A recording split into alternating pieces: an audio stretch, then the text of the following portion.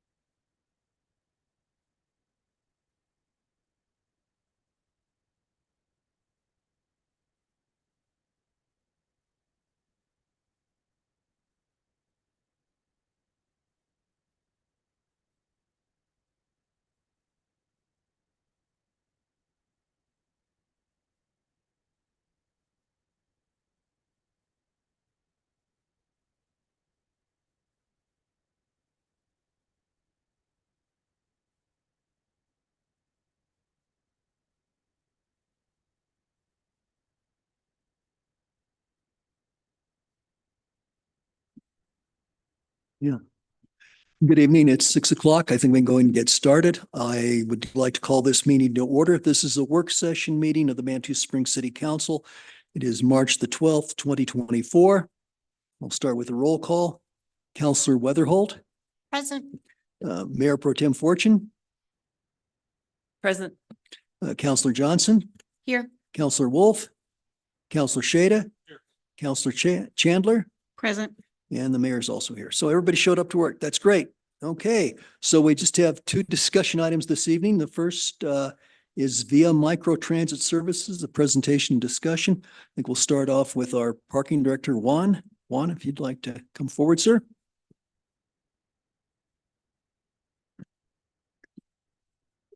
Juan Alvarez, a mobility and parking director.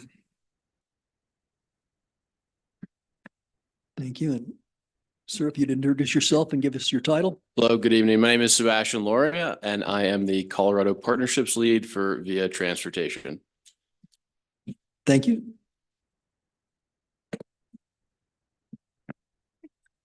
I would also like to introduce Dan Rain with the city. Dan, can you hear us? I sure can. It's getting a little break up, but maybe that's the microphone. We're having a little difficulty hearing you. Oh, sorry. Is there a call-in number you would prefer? We can see your lips moving, but can't really hear you.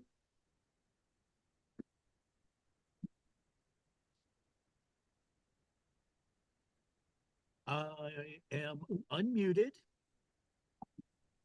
Dan, it looks like our side is behaving as expected, so. And actually, when you first started, we kind of could hear you a little bit, but now you've gone silent. The video part's okay. Testing, 1, 2, 3. It was a slight improvement. 1, 2, 3. Testing, 1, 2, 3. Is that better? Not really. We actually heard you a little bit, but it's not enough to really follow a conversation. Is there a telephone number I can call? Sorry, Dan, it's what we can hear is pretty garbled. I think you said, is there a telephone number that you can call? Was your telephone number? Yeah, let's see here.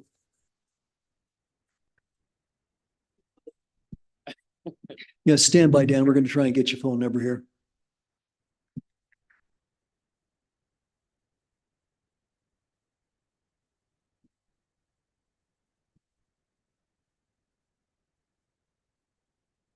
Let's try it again. Dan, can you say something? Can we see if we have connection?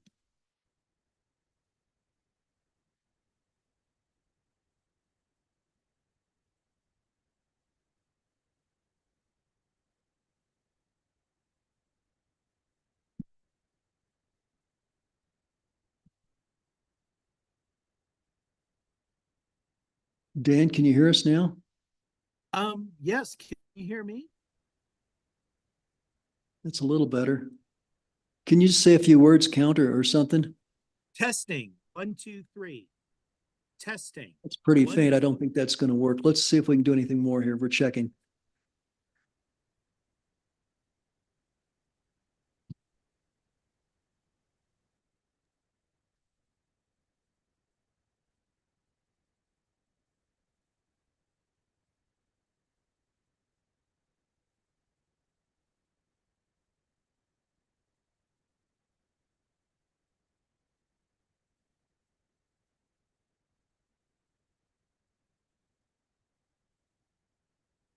Denise, I can have him try on mine. Dan, can you just, again, count or recite the Gettysburg Address. Good evening. Testing, 1, 2, 3. Okay. Testing. Better?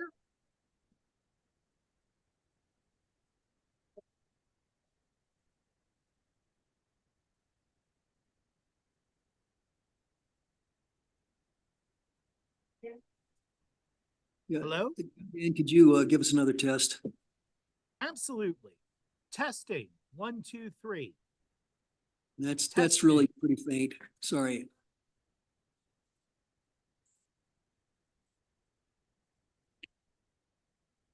I don't have his, cell.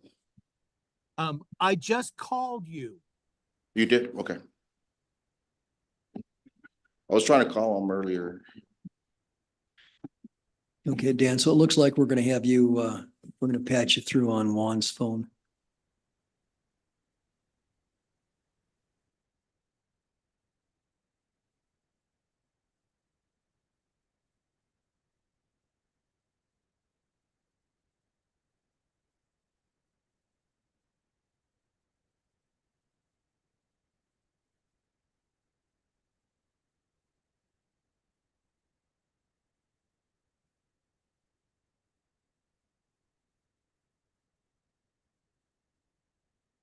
Real quick, go ahead and say something.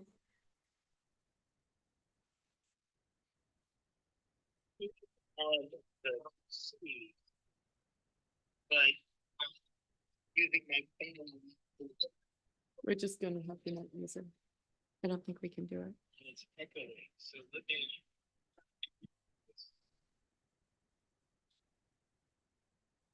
Yeah, and we may just not be able to utilize you tonight. Yeah, Dan, we're not getting satisfactory results here. I think probably we're going to have to forego your participation. I'm sorry about that, but we just can't understand the audio back from you. Okay, sorry, I see you waving. You're welcome to sit in and listen. Oh, I'm waving goodbye? Okay. All right. Well, thanks very much. It was a good try. You're always welcome to come down and have some free mineral water in Manatee Springs. Thank you. Okay. Well, with that said, then Juan, let's go back to you two. Okay, so we wanted to introduce VIA. Roy and I have been working with Sebastian for the last 4 to 5 months. And we've been looking for different transportation opportunities with on-demand transit service. We took a trip over to the city of Lone Tree and they had a very successful operation. And I'm going to turn it over to Sebastian so he can introduce it.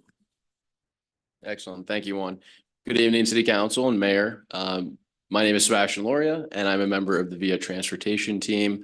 Like Juan has said, we have been discussing and collaborating for the last few months on transit challenges here in Manitou Springs. And I'm here tonight to tell you a little bit more about VIA Transportation and how our microtransit technology is helping communities like Manitou solve some of the challenges that they're facing with single occupancy vehicles, congestion, parking shortages, as well as restricted public transit access. So I have a short presentation that I'll walk you through here tonight. But before I do that, I would just say thank you also for hosting me and being willing to explore bringing new transit to your community.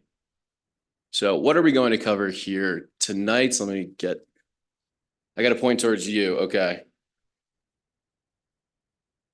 Let's see. Where is it? Laptop's right here. Let's see. See, I usually have good aim.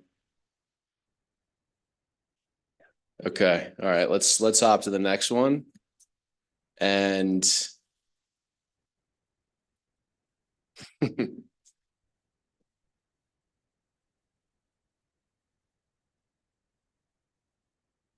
excellent. All right. So there's just 4 sections I want to walk through briefly here today. First, we're going to quickly recap some of the challenges, some of the themes that we've been hearing.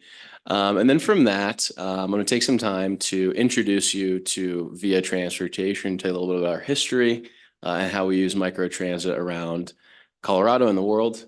From there, we'll dive a little bit deeper into microtransit just to give you an idea of what this new form of public transportation, newish form of public transportation looks like and how it benefits communities like yours. And then from there, we'll turn to the details of the pilot service program that we've discussed with Juan and team that we're potentially exploring and bringing to the council to consider for a initial program for microtransit in your community. So from there, we can go to just a quick recap. There's really 2-3 main themes that we're hearing, right? And that we're hearing in a lot of mountain towns around Colorado as well, right? With how our cities, how our public transit is currently set up, there's a massive reliance on single occupancy vehicles, right? And with popular locations like this, what that results in is a major influx of these single occupancy vehicles, increasing congestion on main roads, really taxing your parking infrastructure, and just causing headaches throughout the community. As you know, a lack of public transit has necessitated the reliance on these vehicles, right? And then from there, how do we expand access to public transit for our third shift workers or folks up who are in the neighborhoods who might not want to drive their vehicles and find parking downtown? How do we expand the footprint of public transit? And so with microtransit and the type of work that VIA is doing, we're solving problems exactly like this all across the world and here in Colorado. So before we talk about that a little bit more, I just want to give you a little history on VIA, who we are as a company, and what we do. So VIA is a microtransit and transit technology pioneer, right? So we were founded about 12 years ago when we launched the first microtransit system at scale in New York City. And since that point, we have partnered with hundreds of cities, towns, transit agencies, public organizations to help modernize their public transit systems, primarily through this form of public transit called microtransit, right? Shared public mobility that you can deploy for on-demand riders. How it works is pretty simple. We'll get to the more details, but just high level, how it works is someone in your town, in your city, can pick up a phone or use their smartphone to call an on-demand shared public ride to their location and then be dropped off anywhere else in the service zone. And they're picked up typically by minivans that look like this. So what you're doing is facilitating on-demand public transit for folks. And so since we launched just over 12 years ago now, we've really grown and we've seen a lot of success with this form of public transportation. As you can see now, we have over 700 partnerships across the world and served over 130 million rides on our transit tech, our modern public transit software solutions.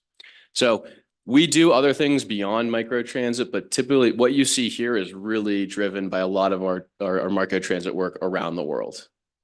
And so I show you this not to say, you know, look at our massive global footprint, but rather that every community, every city has unique transit challenges, and we're able to tailor those solutions to your city, right? The principles are similar, but you do need to have the local presence and the local context to make sure that microtransit is well designed for your community.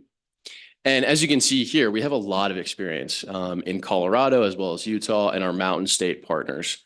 These are just some examples. And I know maybe you spoke to the city of Lone Tree, but that's one of our closest partners. We also do a school bus service for the county of El Paso right here and have a lot of successful services in and around Colorado. So I travel to these quite a bit and I see them using microtransit in different capacities to solve very similar challenges that you're facing here, right? They need to expand public transit and they're trying to get people to rely less on their personal vehicles.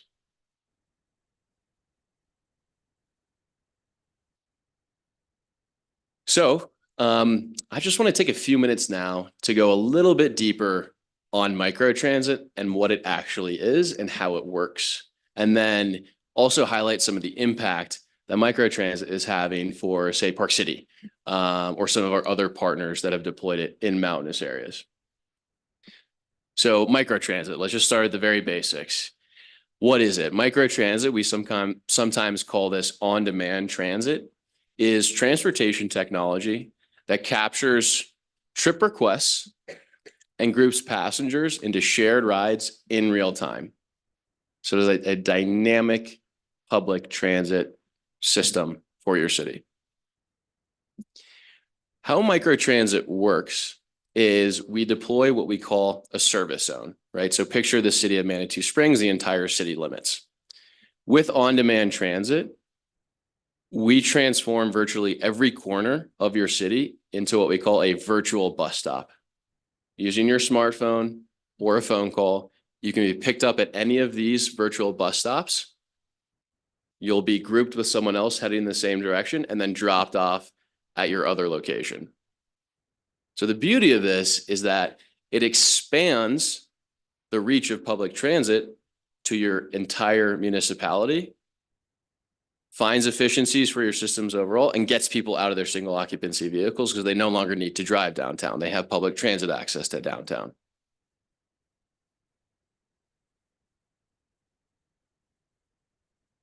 So like I said, it's pretty straightforward. You can pick up a phone or use a smartphone app to go ahead and request that ride, get grouped with other passengers, and then be dropped off anywhere in the service area. So I want to just call up a few examples of somewhat similar partners that have used microtransit in similar ways to the conversations that we've had around how to deploy it here in Manitou Springs, right? So High Valley Transit over Park City, Utah, was struggling with really similar challenges, right? They were experiencing massive congestion and demand for parking in a lot of their city areas. They wanted to improve public transit access to their employees or residents that lived in those areas, and then just generally expand transit coverage to support tourism and residents of that municipality. So we launched this in 2021, and since then it's grown massively and become a highly successful service that incorporates not just microtransit, but the fixed routes as well, right? We know Manitou Springs has a strong fixed route system. And so we believe that microtransit should complement and support those two transit modes together. High Valley Transit is a great example of a service that really successfully married the two and solved a lot of the challenges that you're facing here in Manitou Springs. And excuse me? Oh, single occupancy vehicle. Yep.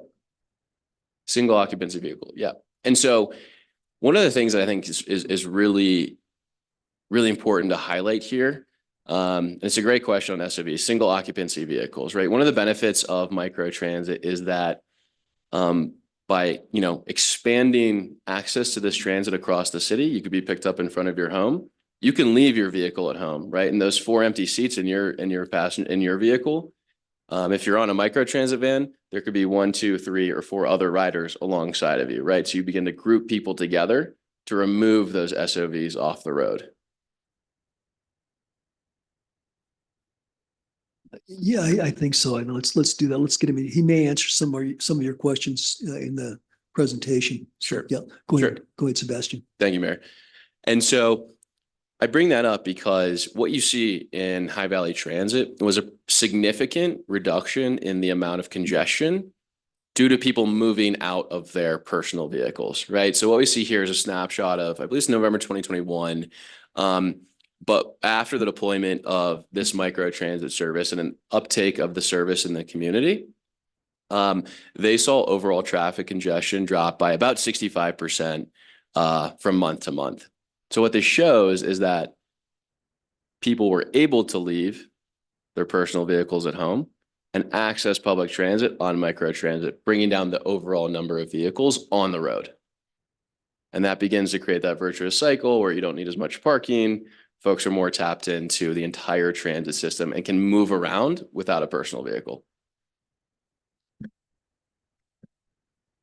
In addition, I just want to highlight one other service here where, again, we see another example of microtransit helping people get out of their personal vehicles and accessing wider transit systems. So over here on the left is actually Jersey City. This is an interesting service because, while it's more, city-based, it is a commuter service, and a lot of residents rely on the service to get to and from the main parts of their city, as well as connect to the wider fixed route system. In Q4 of 2020, we were able to reduce almost 60,000 miles driven in people's personal vehicles because of the transition into microtransit vans.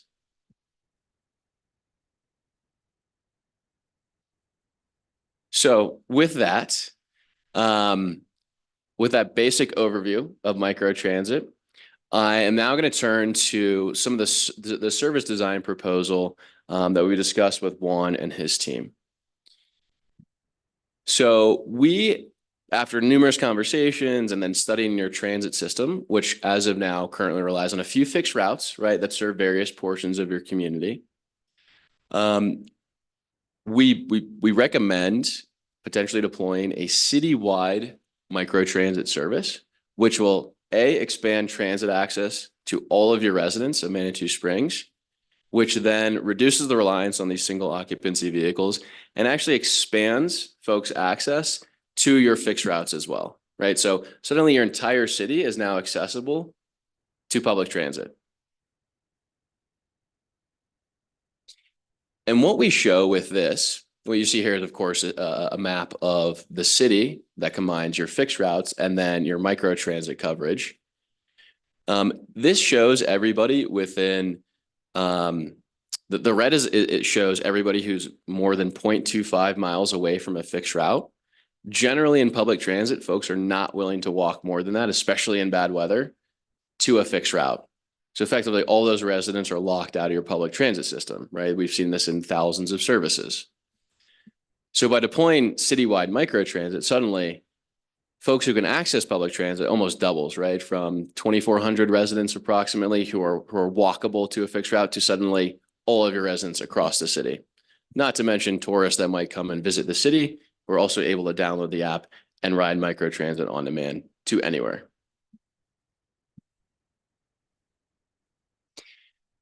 Here is some information on some simulations that we ran just to show, based on hundreds of services that we've run and our expertise deploying microtransit, that you'd see strong ridership, right? You see a strong quality of service. Folks could expect to be picked up within anywhere from 12 to 15 minutes. And then that's basically corner to corner. So anywhere in the city, I could call a ride, expect a vehicle to show up within 12 to 15 minutes. You can group someone else with me or 2 or 3 other people and then drop me off elsewhere in the city. So really high quality of service based on the geography of the city itself. And so we've worked with Juan and Roy and the team to talk through 2 potential pilot scenarios. These would be a pilot for 3 months during the summer months, which would give the city an opportunity to explore microtransit, see how it impacts the community, see what it really looks like on the ground. And we give you the ability to deploy 2 microtransit vehicles to the city for an approximate cost of about $180,000 for those 3 months. We charge on a per vehicle hour basis. So what that means is you're only charged for the vans that are actually on the road serving your community. So that approximate $170, $180 figure is an absolute spend cap for those 3 months. And then you're billed month to month as the van hours are actually on the road and used by your residents. So what would this actually entail? Well, we call this our full turnkey service. So Via Turnkey Microtransit offers literally everything you need to run a microtransit service. So if you're wondering, hey, does Via provide the vans? Yes. Does Via provide the drivers and the technology and the branding? Everything under the sun, from driver vetting, hiring, and training to vehicle maintenance, live service monitoring and management, rider engagement, customer support, funding and grant support. We cover everything. So we would work alongside Juan and his team to make sure that the microtransit service is running well, it's healthy, and we're meeting the city's goals and providing feedback in real time on how the service is doing. So think of Via Turnkey as standing up a microtransit service, a microtransit department in a matter of weeks for your city. And then in addition to that, really,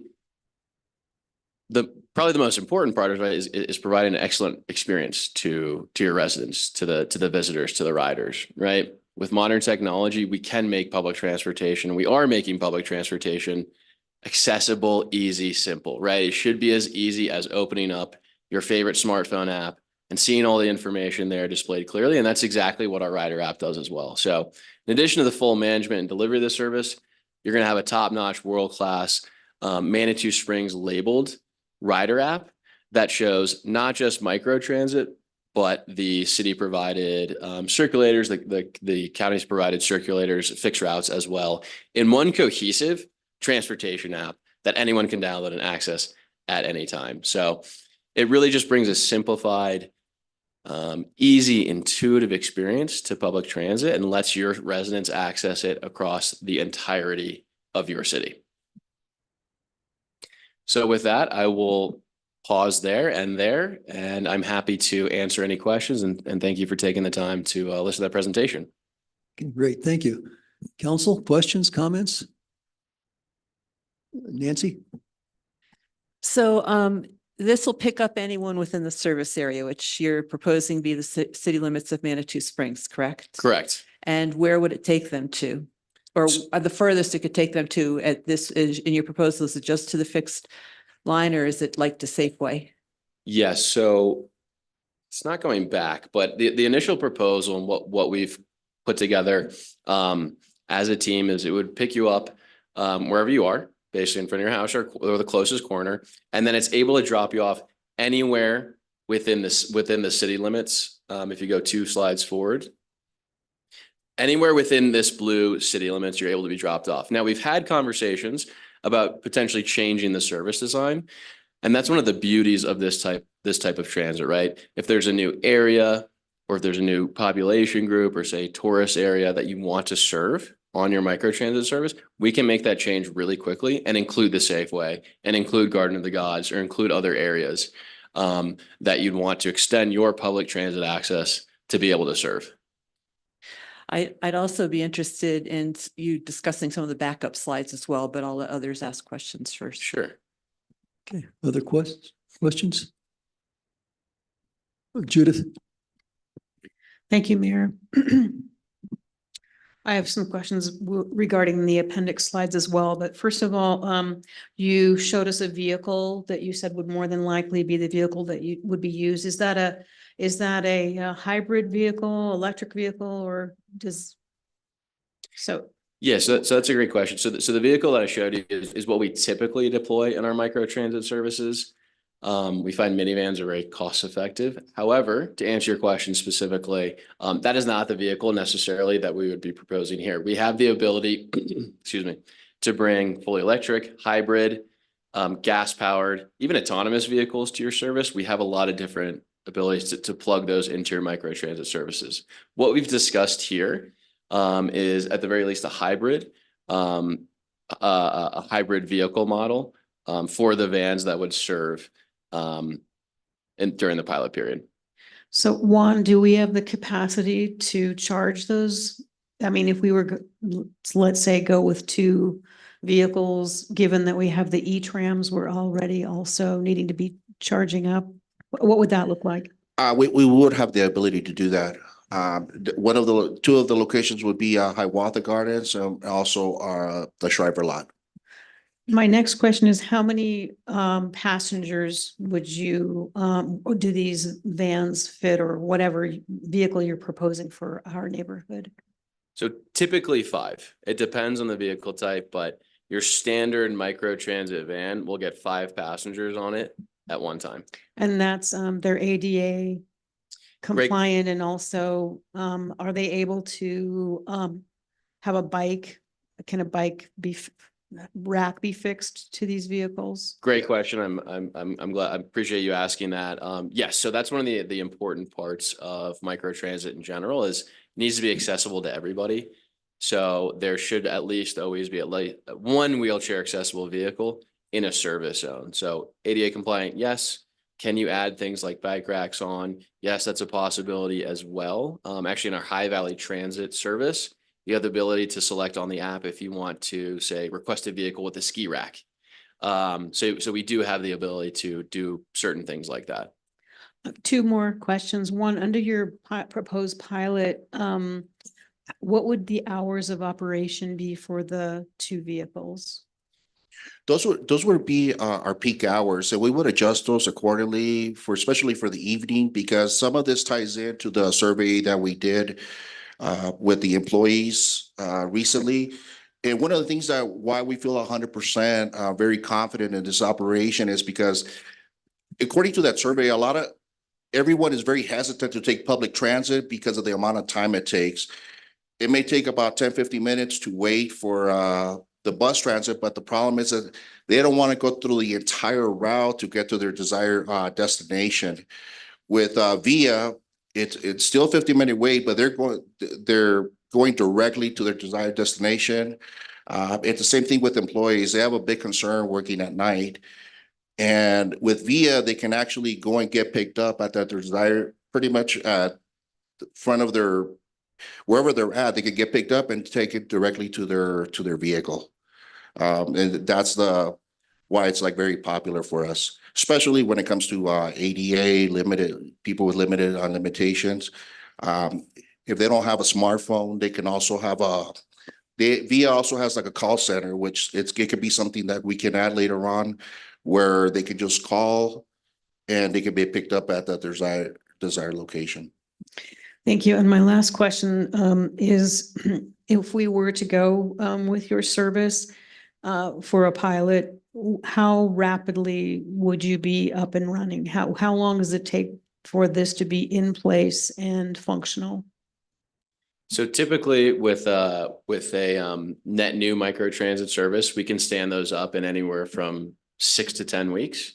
Understanding that we might have a more expedited timeline, and given that we have a operational footprint literally right next door in the neighboring county, we can stand it up much more quickly, right? The idea behind a summer pilot is to have the service fully ready to go, marketed well on day one, when the summer season starts for those initial 3 seasons. So to answer your question, 6 to 10 weeks typically, but we can do it much faster if needed. Yeah. Thank you. Other counselors? Natalie?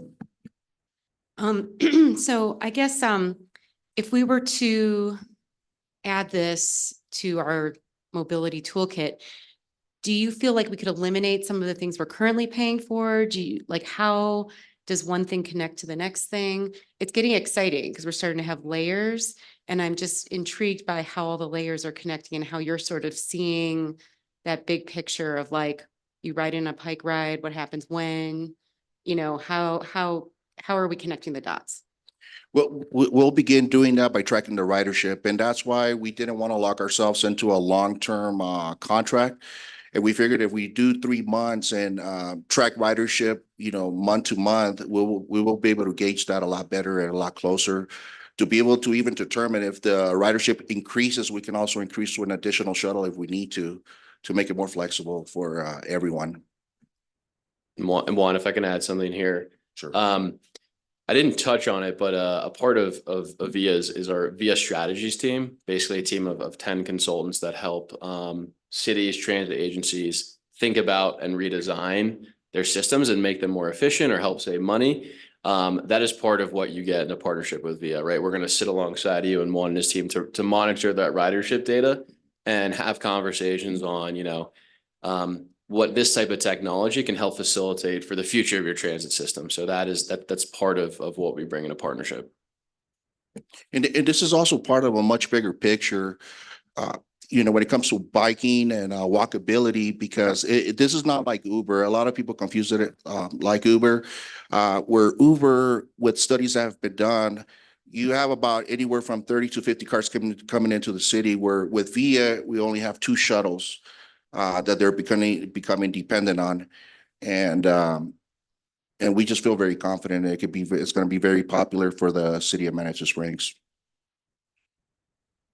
Go ahead, Denise? Not this year, but if this is successful, I see that 36 is probably not needed. That's the one that we would drop. 3 and 33 still has to be used, but I see that 36 is the one that would drop. Thank you, Nancy. I assume that assurance is fully covered by you guys. Correct. Okay. That's part of the That's a given, package yeah. price. Yep. And could you talk a little bit about other than cost, the pros and cons of the 2 versus the 3 vans, the city owned versus, I guess you guys own the 3? Why would we go for one or the other?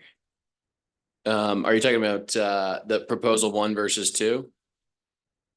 Got you. So those are based on some initial discussions that we had with Juan and his team. Scenario 1 is Via provided vehicles, actually through our drivers that are working for us in another service, right? So that would be a slightly lower cost to the city, sorry.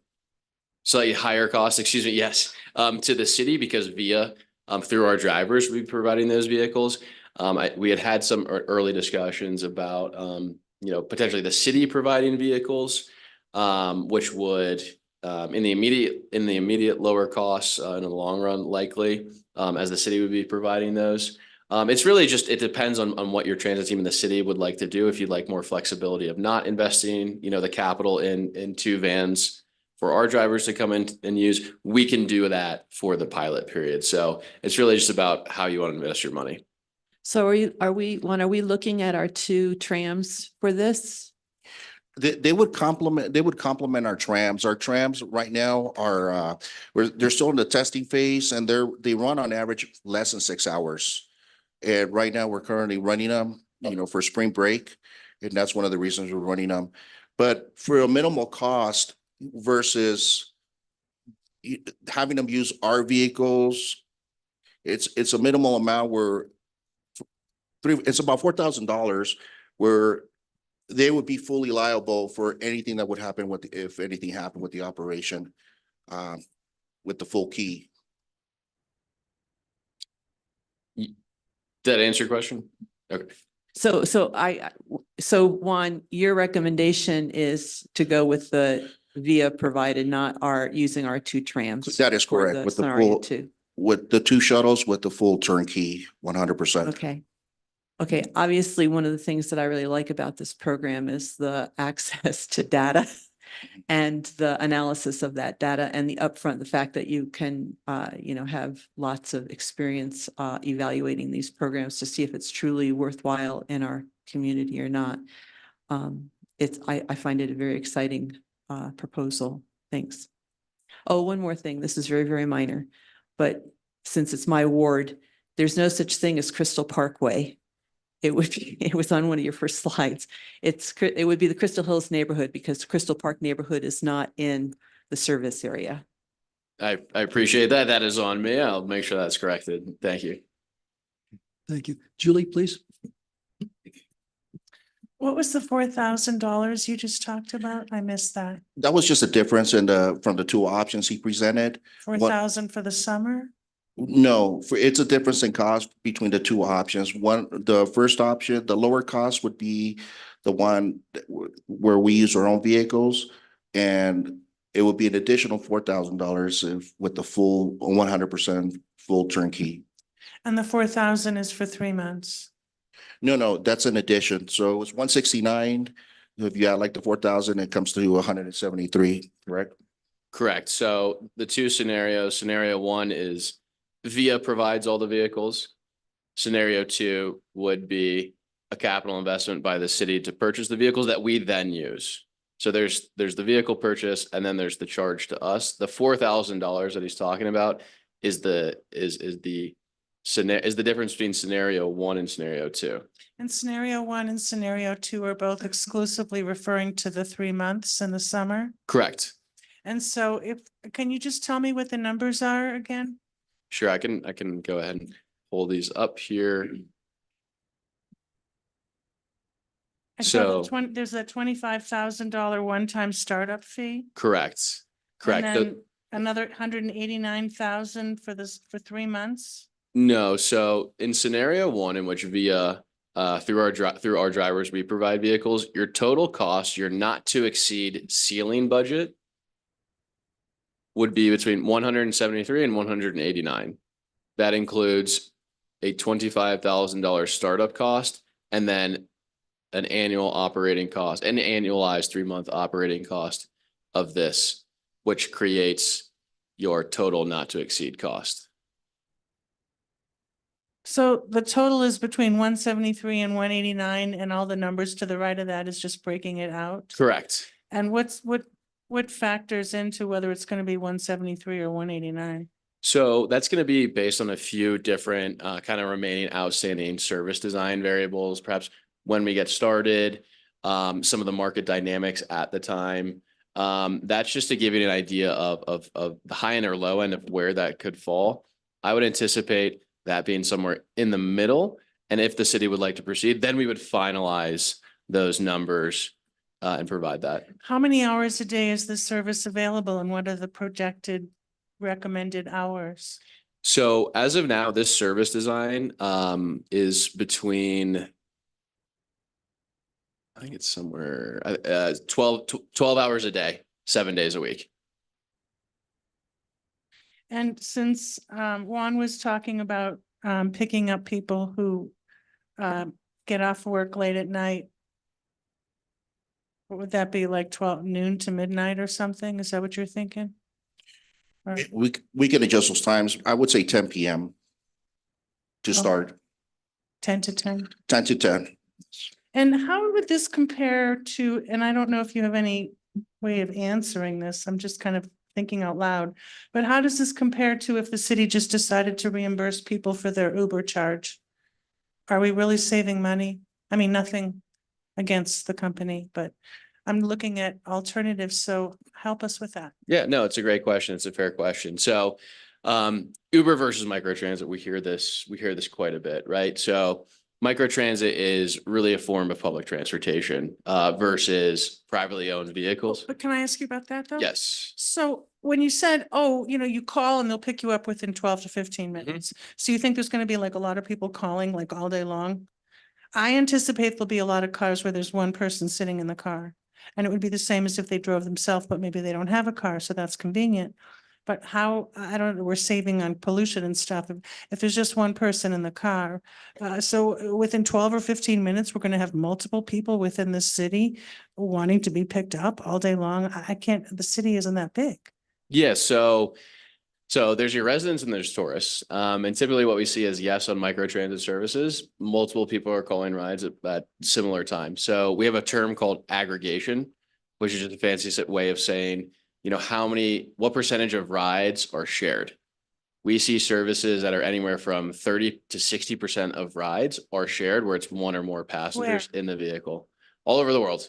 Your average Earth statistics is 30 to 60%. So I don't have the average across all of our Like these little microtransit towns services. that you compared us to, like Lone Tree, are they similar in size to Manitou? Lone Tree's a little bit bigger. I don't have the number off the top of my head, but we could look at their aggregation What is and how often they're shared. I believe there were about 800,000.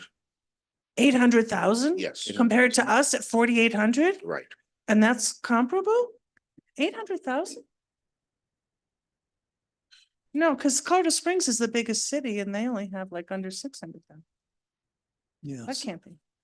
Anyway, how do we, I interrupted you, so I'm No, sorry. no. Help me figure out how this is gonna be cheaper than Uber. I get it'll be cheaper than Uber if we have all these people calling all day long wanting to get rides within the same 15-minute period. I'm just wondering if there's a small town like ours who's ever tried your program to Mhm. see how often the cars actually have more than one passenger Yeah. or a passenger from one location. Sure. What's the comparable city that we could look at to know that? Do we have one? Can you please compare us to the city of Durango? Oh, that's a good idea. Yes. So thank you. Appreciate that. So the city of Durango launched their microtransit service. And it's more of a late night service. I believe it was about a year and a half, 2 years ago. I don't have the aggregation statistics off the top of my head. I will gladly provide those to you. But to give you an idea of how well that service has been doing, which is a small amount of community, they actually recently announced that they're going to expand their service hours to provide more microtransit service for their community. So they're seeing ridership, they're seeing popularity, and they're seeing usage of this. And they're a college service. town, so they're gonna have tons of kids having to be at class at the same time. Mhm. So I don't know if it's a good comp, but So, okay. so here you have your core residents, and then you also have the influx of tourists, right? So when you have a population swing like that, you do also see uptake on microtransit communities. So to answer your question about Uber versus microtransit, Uber, what we've seen in some of these transit replacement services that they run are at times runaway costs, where folks then just begin to rely on the system, and there's really no cap for the spend that can happen on an Uber system. And in addition to that, right, if you're trying to solve the problems of congestion on your streets, Uber is not a great way to go. Studies have shown that as Uber is subsidized by the public, subsidizing public taxis, private taxis, brings more vehicles into your communities pretty consistently. Okay. Thank you. Michelle, did you have something else? Thank you. Let's say, okay. Of course. I was just gonna say Lone Tree is 14,206 people. So it's. I apologize for. It's 14,000 square But miles so many of studies. 9.69 square miles. Yeah, a question here. So we're talking about Uber. Okay, so let's say I'm using your service. Do I pay something, or because the city manager is paying you, is it free to me? So that's a great question. We're able to serve a lot of different pricing models, Mayor. We can deliver a free microtransit service, or we can run a microtransit service in which the riders pay $1 or $2 or $3. Okay, what's your proposal? Typically, what we would propose is pegging it to the closest fixed route. So I believe it's the fixed routes are $1, $1.75 here. In the closest system. So a $1 baseline would be my recommendations, consider $2. Okay, but is that included in the proposal you've got? It's not. So That's there's not. something added on that's not included in what you're showing us. So we call that Okay. fare box revenue, and that could be returned to the city as a partial offset. Okay, so let me just get another question. Okay, so I could be, well, something easy for me to imagine. I could be down at the Armadillo Ranch having a beer, but I've got a ticket for the Cog Railway. So at some point, I'm going to have to go out, stand in the hot sun in the summertime and take the free shuttle up to the Cog Railway. Or I can sit in the bar and have another beer and call your service and you'll take me up and I don't have to wait in the sun. So as a tourist, what am I, 2 beers? Okay. Okay, all right, thank you, thank you. Okay, so really, as far as I'm concerned, it doesn't really cost me any different, it sounds like, to be determined. So I could, if I wanted to basically game the system, I would stay and have another beer. What that tells me is that's somebody who's not riding the bus and who's putting another vehicle on the route up to the Cog Railway. So I could see where this could sort of backfire on us. So there's a question. I mean, I've seen plenty of designs where things ultimately didn't work out quite the way they were envisioned. So I want this to be thought through pretty clearly. And I might not be the only person who's thinking like that and wants to make a mad dash to the Cog Railway, thereby adding more chaos to the system. So I've got some second thoughts about that. Okay, that's Can I answer that question? sure. Yeah, go ahead. So it's a great point. And it's actually it's one of the beauties of our technology, right? We are here to support your existing transit, support your fixed routes, not take riders off of your fixed route, right? Which is something that, a private ride hail would do. But our technology, we're able to do, if you take a look at the map here, right? Let's say you're somewhere along one of these fixed routes and you want to go somewhere else along the fixed route up Cog Road, right? To experience that. Your route, of course, is along all these fixed routes here, right? If your ride is best served by a shuttle or a fixed route, right? You're standing right next to the bus stop and one is coming in 10 minutes. We have the ability to not even show you microtransit, right? So that tourist would be encouraged to get on to the bus route as opposed to taking a microtransit ride. So we've addressed that problem in many, many different services. Okay, I'll have something more, but you go ahead, Judith. Thank you, Mayor. So I really appreciate the timing of the presentation. I'm not convinced that it is the right timing to implement this for a variety of reasons I'll bring up. One being, we have to make decisions with Mountain Metro, our fixed transit route, way in advance. And so we are locked into this until we meet with Mountain Metro and decide, if we want to change our fixed routes, which is on the table. And I think that we need to deal with that first. We also just took delivery of the two E-trams, and we're doing a pilot with that. And I really want to see how that fits into the bigger picture. Also, I really, and please tell the Mobility and Parking Board this, I really appreciated the board's white paper, the letter that Corey Sotelo, the chair, sent to us. That was very informative to me. And in one of the sentences, it says that the board has, quote, voted to support continuing the conversation. And that was bolded. So if I'm reading that right, what I'm hearing from the board, that they're not necessarily recommending that we take action tonight. They're wanting us to continue the conversation. And they also suggested that we consider 9 aspects, of which one was ride pricing, the service area, which Mayor Pro Tem brought up. And I really feel that these questions from the board are so relevant that it would be beholden upon council to go through each one prior to making a decision to, especially with this kind of price tag. I love the concept. I'm just trying to wrap around in my mind how it fits into Manitou. We have such a unique situation, and with all these other things, especially the Dillon, which is, being leveled right now. We're looking at a new parking lot. I'm concerned about the timing. I certainly would be interested in revisiting this in the future after we go through all of the questions that the Mobility and Parking Board has recommended that we look at. Thank you. Thank you, Judith. Nancy, did I see you raise your hand, or I guess? Just if you could go through the backup slides, I think that might be informative for us as well. Sure thing. Excuse me, sure thing.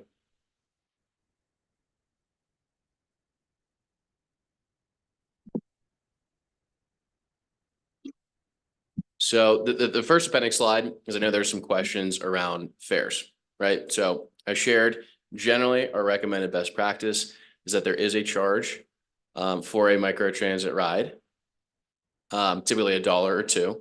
However, we do have the ability to charge residents versus tourists versus employees, different pricing structures, right? So there could be a local subsidy. You have a lot of flexibility in how you're able to price things, right? To target specific groups and encourage mobility for those groups. The final bullet here just speaks to the point where we do typically recommend a charge for a microtransit service. Typically, we find this builds in a little bit more efficiency into your service, right? Folks are less willing to cancel a ride and they stick to their commitments if they have been charged a fee. So overall, it just makes your system a little bit healthier and encourages the idea that this is public transit and it's a whole connected system that, casts a net across your city. This slide speaks to that not to exceed budget that we had talked about, right? Our turnkey model leverages a pay-as-you-go model. So we would come to if the city were interested, a 3-month pilot agreement in which you'd say, you will spend no more than X amount of dollars.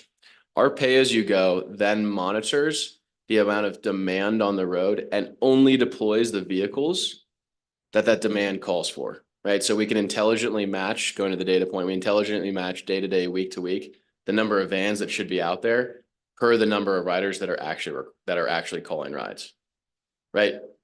So in legacy models, right, legacy taxi providers or legacy fixed shuttle providers, you have a flat line supply, which they're just always running vans and they have to circulate throughout your community the entire day, even if no one is on them, because that's their schedule. The beauty of this, if there's a 20-minute window where no one is calling rides, they'll sit on the side and they won't clog up your streets, and you only pay for what is actually on the road. Any questions on this one? I know. Go ahead, Julie. Yeah, so when the vehicle driver is waiting for a call, where does he go? He just hangs out on the side of the road with his car running so he doesn't get too hot in the summer with the AC? So typically what we do is we have terminals and our vans, if they're not in use, they will go to terminals, which are based on demand ridership patterns. So wherever rides are called for most often, typically our terminals are placed in those locations. Is a Um, terminal different than a parking spot? What's a terminal? it's just called, it's just that it could be a parking spot. It could be, Oh, you know, it could be the transit facilities here. It could be somewhere in town. So yes, they basically go off the road. And they hang And out in their vehicle all day or not for 12 not hours? necessarily, right? So they could, you know, step inside a location. They might be in their vehicle if there's a ride coming in 5 minutes. So all winter long, they're gonna have to have that engine running. It's gonna be cold. So the idea behind it is picture a fixed route, right, that no one is using. That fixed route has to run. It has to be spewing congestion. It has to have I'm someone on talking it. about this. Right, no, but if no one's on a micro get transit that. vehicle, Yeah.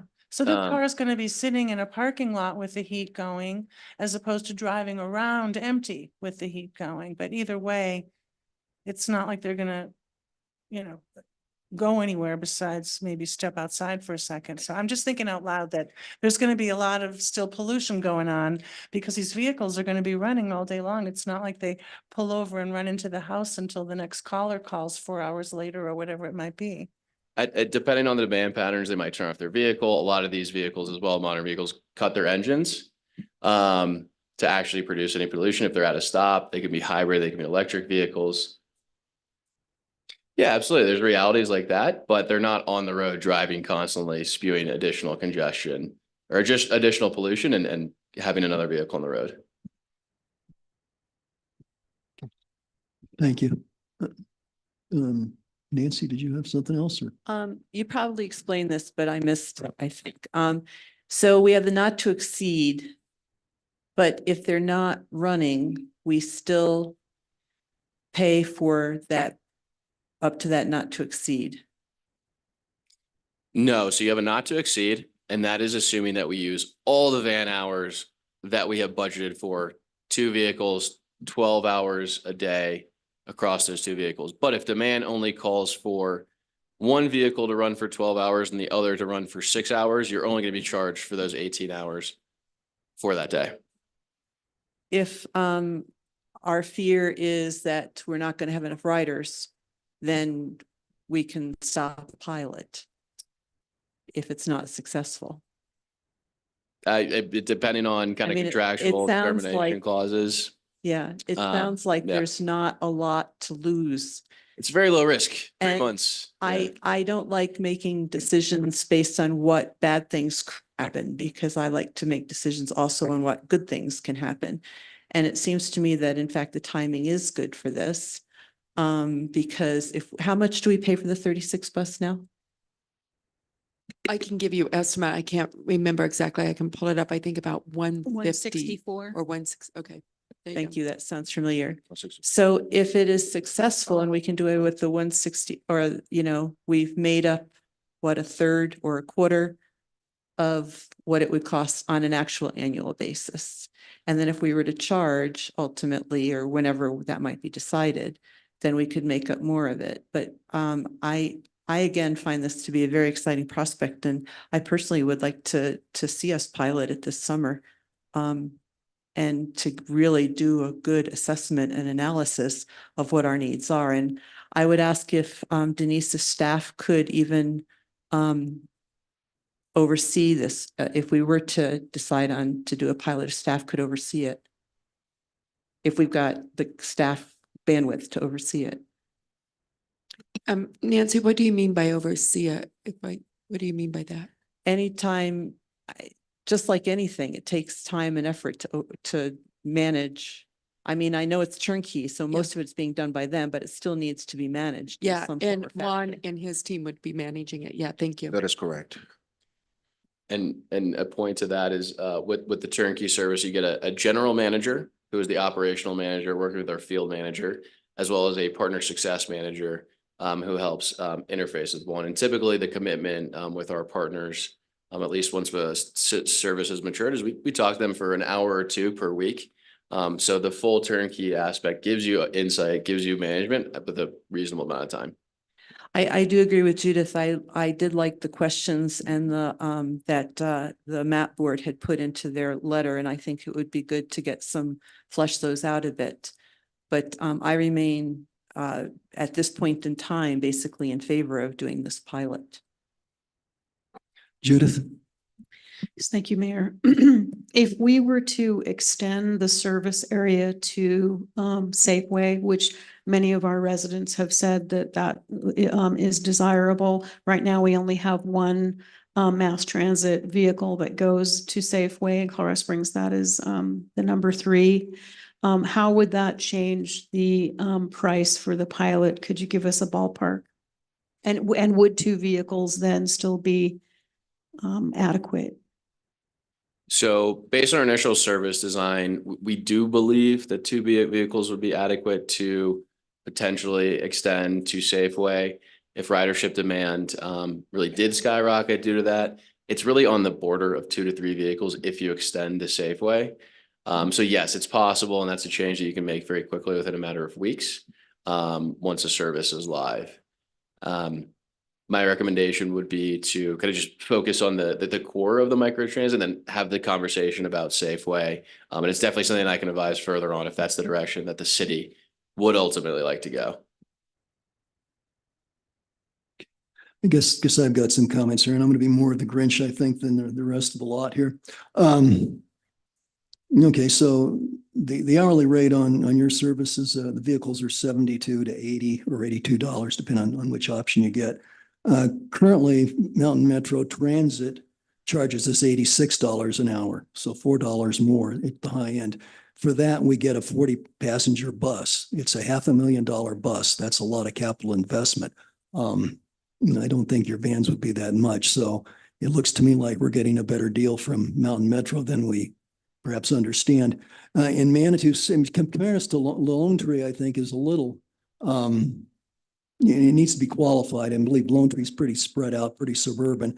I can imagine people needing to be taken to doctor's office, grocery store and whatnot, and they're going to a number of different destinations that are separated. At the time when we really have congestion problems in Manitou, we have a lot of basically people going to specific locations, point to point, from downtown Manitou, from parking lots to the Cogway to the incline. Okay, so in that case, I think a concentrated transportation system, basically say a 40 person bus, is the way to go. The numbers on the bus routes, 33 to the incline, that's got the highest ridership in the whole Mountain Metro transportation system. Route 3 from downtown Colorado Springs to Manitou has pretty high rates. I think it's in the top 5 in Mountain Metro's analysis. 36 was a lot different. It had a much lower ridership rate. I think it was costing, I went back and looked at the numbers we looked at in the middle of last January. To do Route 36 year-round in a full-size bus was about $175,000. To do it in the smaller cutaway buses, $155,000. So those are kind of the same ballpark for what's being proposed here with VIA for 3 months. If we look at the number of people who are actually transported per mile or something, I think the disparity would be pretty significant. I have a hard time imagining that this is really would be a good investment for the city. I do think that we've done a lot of things that are moving us along in transportation. We have the Dillon parking lot. I mean, it won't be a parking lot this year, but it will be hopefully next year, by next summer. We have the 2 trams that we bought, and the intent there was to be able to augment the Mountain Metro system, so we wouldn't be tied to the constraints of the schedule. So we'd move people according to our needs, according to their needs, from say parking lots to the wine festival or the beer festival or Commonweal or whatever. And it seemed to me like that was a good focus and a good direction that we're taking. I really feel like this would be at this time and for what we've got going. I think spending money on a VIA experiment would not be, in my mind, a wise use of the money. I would. If we wanted to come back in a couple of years and look at it after work out some other kinks, that might be something to look at. But for now, I just don't think this is a good fit for us. Nancy? Just a couple other things. One is, I would anticipate that the Mountain Metro will be free again this summer for riders. I think that that's a very good possibility. If not, has it been decided? Do you know? Yeah, the 36 and 33 are free. Okay. Yes. So to me, that's another reason why this summer would be good to get, I mean, one of our goals here is not just to look at, you know, how much it costs an individual, but it's to reduce the environmental impact. And I think that this has the potential to do, and congestion, and I think that this has the potential to do that. Also, it seems like there might be grants available to help cover this. Could you speak to that a bit? Absolutely. So in terms of grants and funding support that we provide for the 3-month service, given kind of the time frame that we're looking at and the short nature of it, there wouldn't necessarily be a grant available to apply to the immediate. However, with our longer term partners that, and typically senior contracts 12+ months, we have a full funding and grant support team whose entire job is about 15 people, whose entire job is to find sustainable funding mechanisms for our partners to deliver this public transit, right? So we work at the federal, state, and local level to help our partners identify these funds. For example, in Wilson, North Carolina, which is a microtransit wide, citywide microtransit service, we found them $2.2 million through a federal budgeting process to find them transit dollars for this. So part of what we would bring is a partnership to help find those grants, help apply for those grants, and help find sustainable funding if the city were interested in making this a long run service. And if I may, Mayor, I just want to address a couple of the items that you brought up, and they're very fair, valid points. In terms of fixed routes versus microtransit, VIA is a transit company. We're pro fixed routes and we're pro microtransit. There are certain times when fixed routes make sense, and there are other times when fixed routes don't make sense. You're spot on in saying down your main avenue, down these high density corridors, those should be served by fixed routes, right? Microtransit's never going to be a more cost effective measure for a very long, straight, narrow, high density area, right? Because you can put a lot of people on those vans. However, what a 40-foot bus can't do is it can't go into your neighborhoods. It can't go into these back streets. It can't cover the entirety of your city. And that's where microtransit comes in.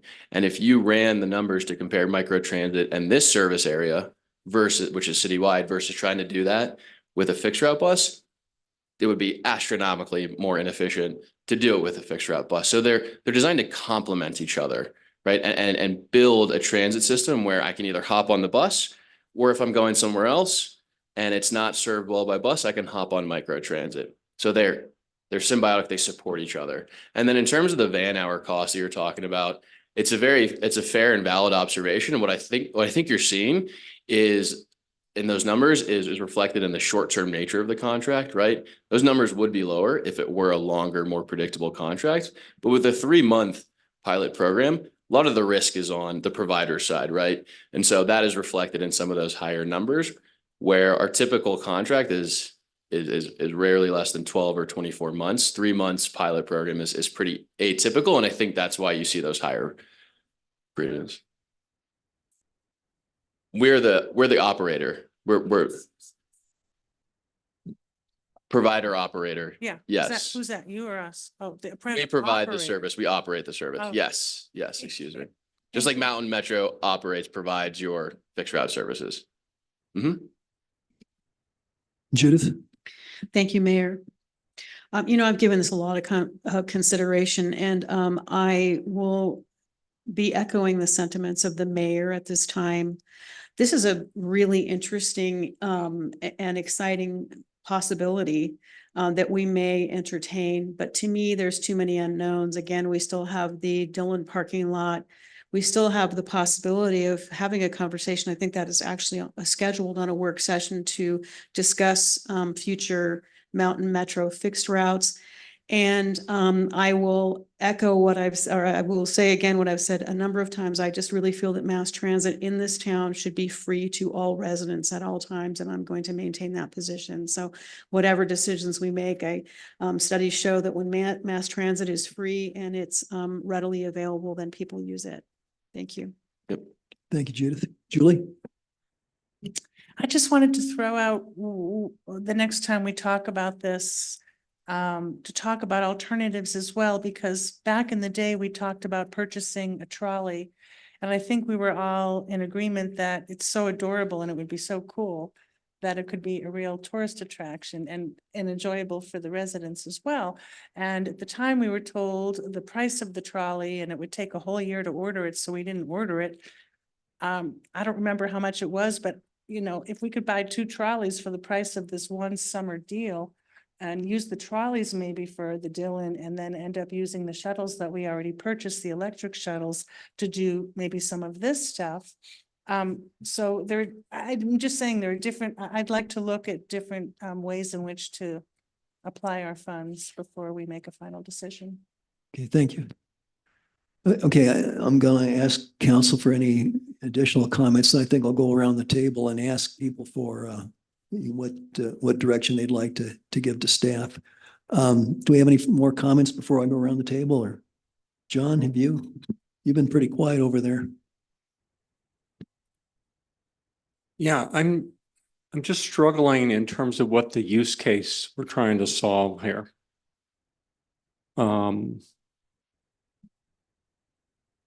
I'm totally sympathetic with John's comment about that doesn't make sense that we have got this micro-mobility thing where, like his the example he gives, where you can kind of, hang out in your hotel room and kind of have point-to-point service, the COG railway. And I get it that these guys could probably do something like that. $174,000, even on the low end, just seems like a really crazy thing. And the other thing that kind of startles me a little bit is that I thought what we were exploring with this micro-mobility thing here was something for our residents. And so to wait until the middle of the summer to pull this off doesn't make any sense to me. It's like, I don't understand why we're doing it in the summer, thinking that the ridership numbers are going to be higher because a lot more tourists would be using it. So I'm just struggling with kind of the use cases, and I'm just trying to think of our residents here. I'm trying to think of our employees here. Okay. Does an employee who works downtown, where are they parking their car? Is it too far for them to kind of walk at 10 o'clock at night? Or do they think it's unsafe, okay, to get to their car? Are we solving that use case? Are we solving a use case from up in Crystal Hills of somebody trying to get to Safeway? I was kind of playing around when Julie said about Uber, and I thought, okay, I'm going to run some of these little use cases and go, oh, okay, well, what if you're down by the turning circle and you need a ride down to Old Man's Trail? With Uber, it's $10. There's a lot of $10. This is $1,700 a day for the whole summer. It's just really difficult for me to believe that we're getting kind of our money's worth here in terms of with this system. So I just want to go back to, I just think the use cases as to what we're solving, I'm just not certain this makes any sense.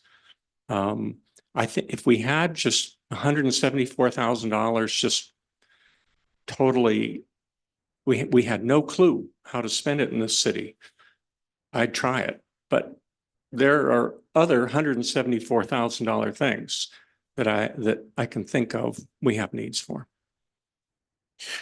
John, what I want to say with that, from our employee survey, one of the things that they, especially those who work at the 900 block of Benedict Springs, some of the things that they questioned and they had a problem with is they're willing to go to satellite parking, but one of the issues that they had is that most of them have kids. They don't want to wait for the transit bus because it has to go through too many routes, and by the time they get to the car, it's late.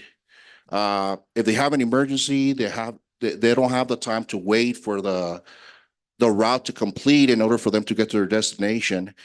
And that's why VIA is very popular with that, because they can go and pick them up at their direct location, drop them off at their vehicle to get them on their way. So that's why I said earlier, this is much, it's a part of a much bigger picture than just picking up people from point A to point B. Yeah, John, you can follow on? Yeah. I guess I'd like to see these specific use cases with these people, and I'm not trying to make a challenge here and say they don't exist. I guess I really want to see what these specific people's problems are. And to me, instead of waiting for the summer, if we had these kind of problems, I'm kind of with Julie. It's like, hey, figure out whether we can, create a Uber debit card or something like that and give these cards out, in 2 weeks to downtown employees that have these needs, and get this thing started with something that's not some experiment at a coarseness of $174,000. Okay. We can spend that would be 1,700 rides a day all summer at $10 a ride. That's really difficult for me to believe that we have use cases for $1,700 rides a day all over town, whether they're going to Safeway or, where are they all going? Who are these people? Okay, is my question. So my point is, if we seriously think there are people who have these needs, I guess I would like those really well documented and us figure out how to be really flexible within 30 days and find some existing technology to solve these people's problems instead of waiting for some pie in the sky micro thing that starts June 1 and ends.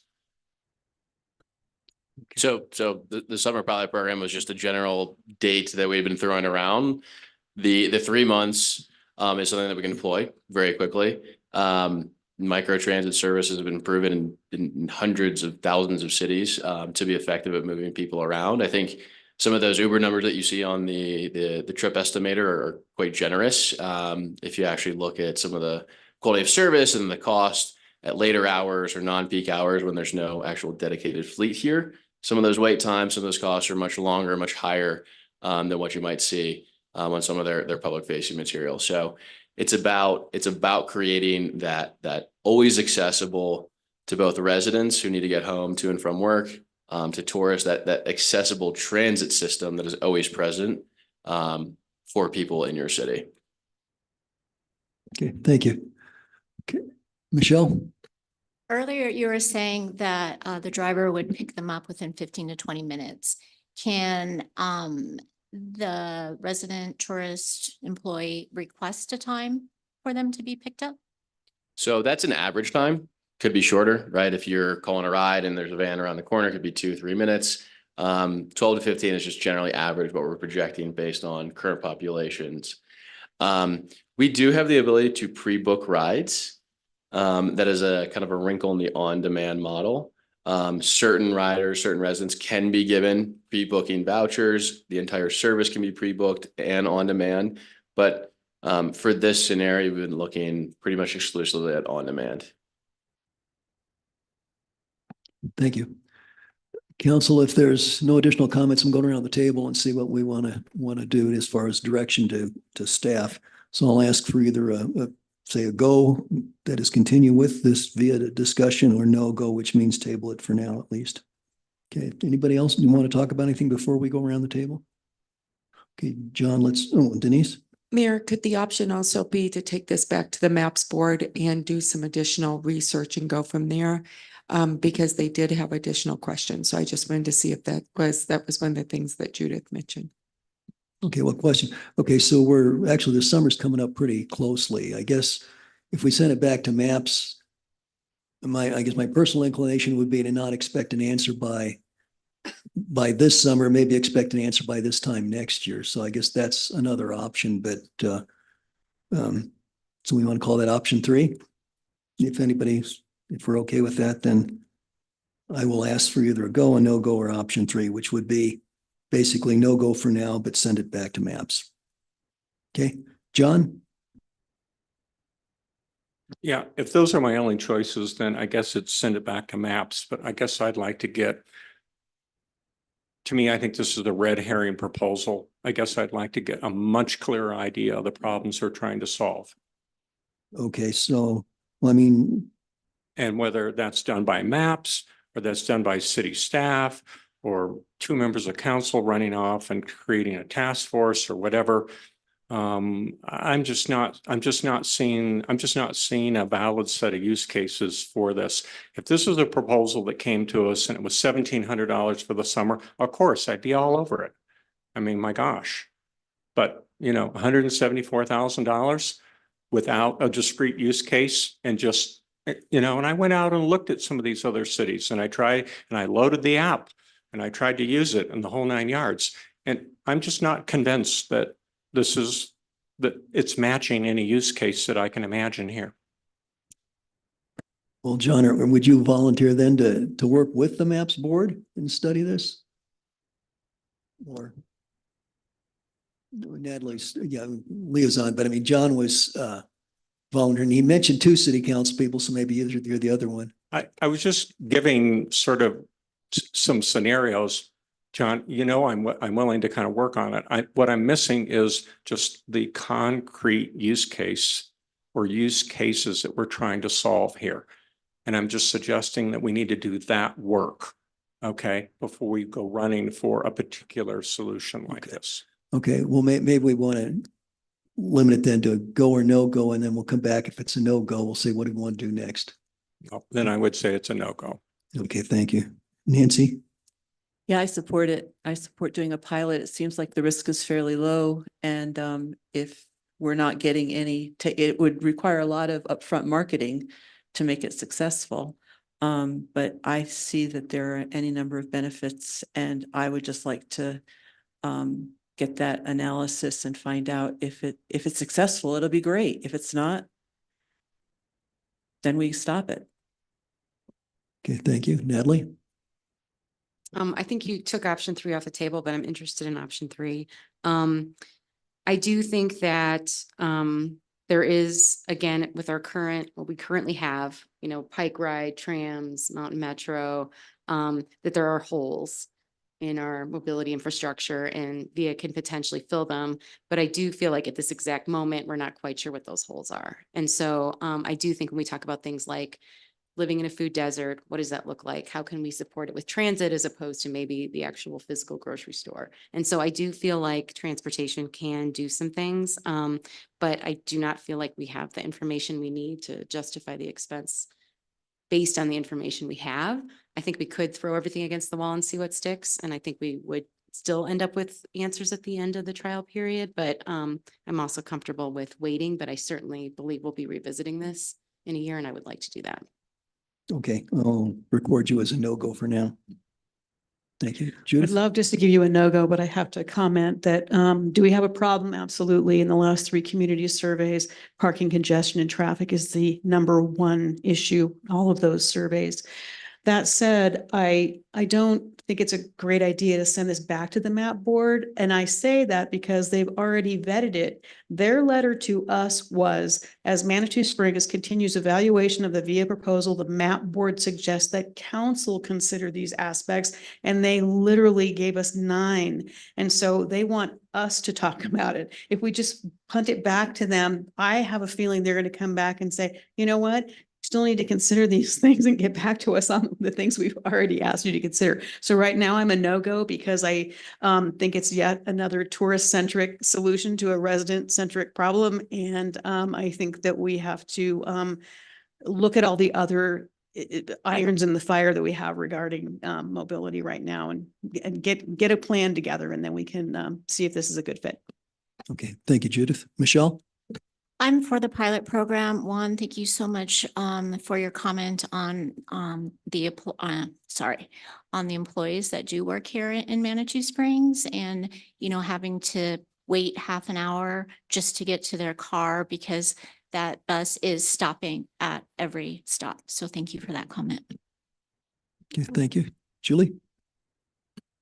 No go. Okay, thank you. And I'm also a no-go, so we have 5 no-goes against 2 goes. I think the unsettled thing is, what do we want to do in the future? Do we want to, there's been sentiment expressed that we don't want to send it to the MAPS board. I would send it back to them with some guidance. Denise, do you have comment? Mayor, recommendation, if council so wishes, is let Juan and Roy take this back with the team, and then next year look at this with the Metro and bring a more comprehensive plan together at that point, and we'll address those concerns and look at that the map submitted. So if that would benefit council, that's what I would like to recommend. Okay, thank you. And I guess comment I'd like to make is that MAPS is really, it's an advisory board. So I think if it's entirely reasonable for us to expect them to do, some of the heavy lifting on this, I think probably we would need to give them some guidance as what we want. I did think their comments were pretty good, but I think they could also do a little more with maybe with some council guidance. But Denise, I like your idea there. Council, is there any objection to Denise's proposal, or somebody have another idea you'd like to try? Not hearing any other ideas. I have a Julie? comment. I mean, I'm just not sure how busy the map board is. Do they just meet twice a year now? Is that right? We're meeting every month. Oh, okay. Well, I just didn't know. I mean, if they're busy and 5 out of 7 of us think this isn't something we want to spend time on, at least not now. I hate for the map board to have to do busy work for nothing. But if you want to send it back, that's not going to hurt us. It just means they have less time to work on other things. Okay, thanks for that comment. Denise? Yeah, I didn't say send it back to the map board. I sorry about that. I probably didn't clarify. Have Roy and Juan and the team work on this with Mountain Metro and bring the whole plan next year as we move forward with the Mountain Metro and what that looks like. So a more comprehensive plan, and we bring it at that time. So it's not taking it back to the MAPS board, but allowing Ron and Roy to work on it. Okay, thank you. And Denise, that was what you said. I was the one that mentioned the MAPS board. So if I got the conversation off the rail, I'm sorry. Well, then, no, that's okay. It's easy to do. So then, would we be okay with Denise's proposal to send it back to Juan and Roy? Okay, seeing no objections, then the direction is for this matter to go back to Juan and Roy. Okay, great. Thank you all. Thanks, gentlemen. Thank you very much. Thank you. 7:30. Let's take a 10-minute break, and then we have the remaining business of the match grants. Thank you.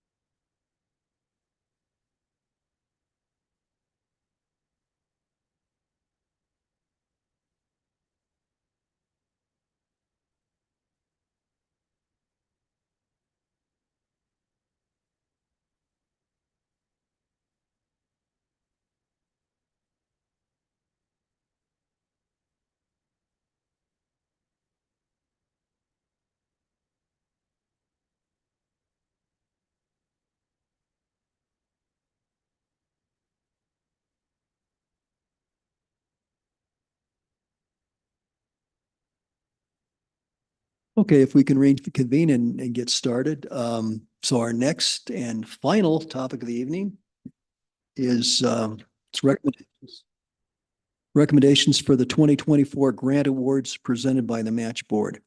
So Ralph, if you would to refresh our minds, I'm going to ask you to introduce all yourselves. But first, I need to recognize Natalie. Yes, I would like to recuse myself for this from this conversation due to my work with Manitou Arts Center and connection to the applicants. Okay, I will great. be in the hallway, so grab me when you're done. Okay, great. Thanks, Natalie. Okay, Ralph, if you would, if you and your compatriots could identify yourselves there, and then you've got the floor. Okay, I'm Ralph Roughton, 114 Palisade Circle, and the current chair of the Match Board. Neil Minch, 151 Clarksea Road. Jason Wells, 106 Spencer Avenue. I'm an alternate on the board, but we do have one vacancy right now. So myself and Nancy Wilson have been kind of alternating in a voting role. Marcus Medina, 64 Waltham Avenue.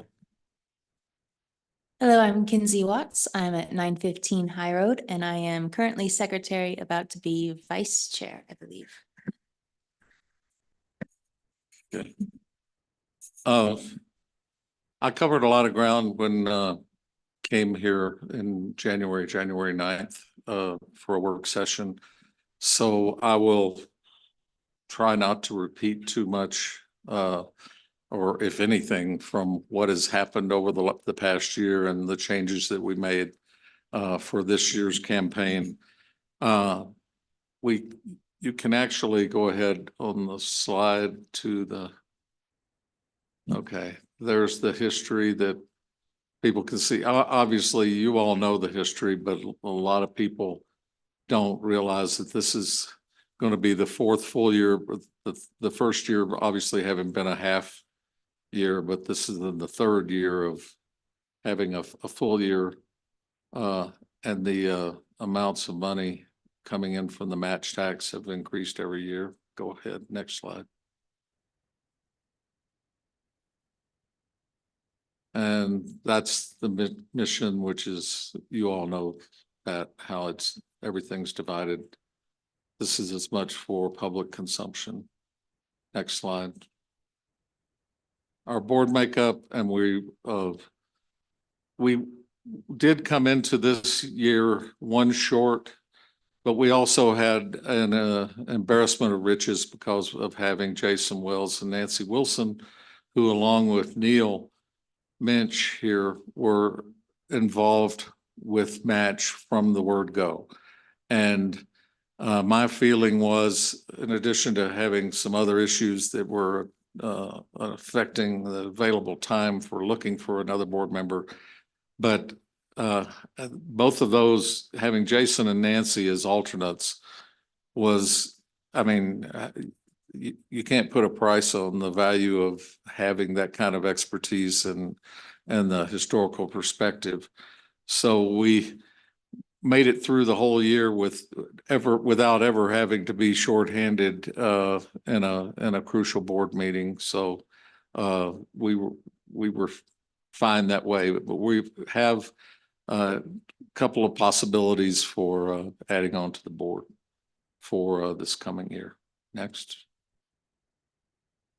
You can just kind of leave it there. I'm going to mention a few things. Our main questions going into the campaign were how many and how strong the applications would be and how much money would wind up in the match fund for 2024, because the expectations seem to be going up and down and a little bit uncertain, not dramatically, but would it as you know, the budget was going to be conservative, and we were expecting all through most of the year that we would have probably around 5% less money to deal with. We also didn't know how the effects of things like our website and just the fact of the public being more educated about Match, how that would have an impact on the number of applications. Our total number of applications actually decreased this year from 69 down to 59. We had 16 mini grant requests. Those are the ones 750 or less, and 43 for the larger ones of more than 750. That's was down 10, but we soon did discover that the quality of a lot of the applications, particularly in the range of, say, $1,000 or $2,000 up to $5,000, that's where a lot of the grants fell in terms of the amount of the requests. And a large percentage of those, maybe their budget wasn't so strong. And I remember talking with you about that in January and how that's going to be a priority looking to next year. But definitely we had better ideas, and the presentations were good, and the applicants had a better idea of the process and applying online, which the work that Kinsey has done on that has been talked about before, but it has made everybody's job easier. It's made city staff's job easier. It's made the board's job easier. It's made the applicant's job easier, and hopefully easier for you all as well. Then we finished the year with a pretty good bump in the match funds coming in, the revenue.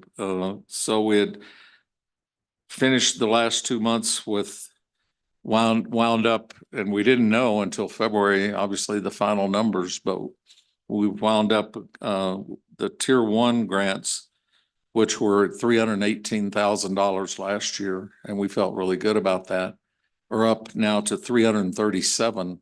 That's 19,000 more for the tier 1s.